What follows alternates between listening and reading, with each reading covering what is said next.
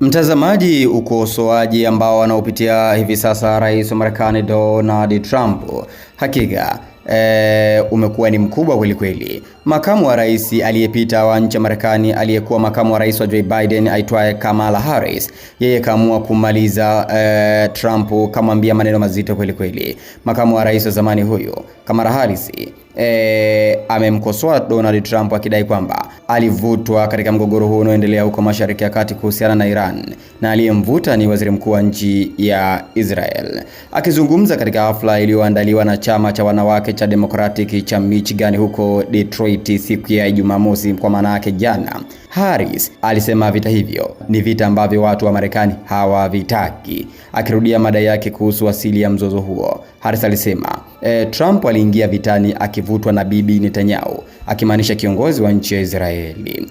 Na nukuu sasa, Trump aliingia vitani akivutwa na Bibi Netanyahu. Wazi kuhusu hilo, akaingia vitani ambavyo watu wa Marekani hawavitaki vita hivyo, na hivyo kaweka hatarini maisha ya wanajeshi wa Marekani.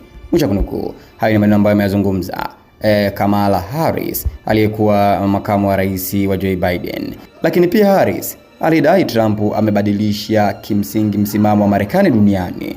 Na nukuu, rais huyu ndiye rais wa kwanza wa Marekani wa chama chochote tangu vita vya pili vya dunia kuachana na jukumu la Marekani la kukuza na kulinda miungano yetu, urafiki wetu.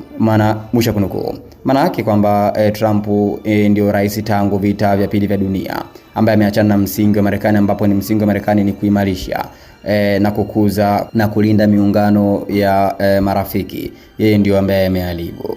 Lakini pia Kamala Harris alidai zaidi kwamba Trump amepuuza kanuni muhimu za kimataifa. Na nukuu, hata kujifanya na kwa kweli kapuuza umuhimu wa kuzingatia sheria na kanuni za kimataifa kama vile uhuru na uadilifu wa eneo. Mwisho kunukuu. Hayo ndio ambayo ameyasema Kamala Harris. Manake huyu Kamala Harris ni chama kingine, kwa hivyo ni lazima azungumze maneno haya kuhusiana na Trump, lakini sio sababu tu ni chama kingine, na kuna vitu ambavyo anavizungumza vina ukweli ndani yake. Sasa wewe, maoni yako ni yapi? Unahisi hiki ambacho amekizungumza Kamala Harris ni ukweli kwamba Trump ameingia katika vita hivi dhidi ya Iran ni kutokana na kuburuzwa na bibi kwa maana yake Netanyahu? Andika hapa katika sehemu ya comment.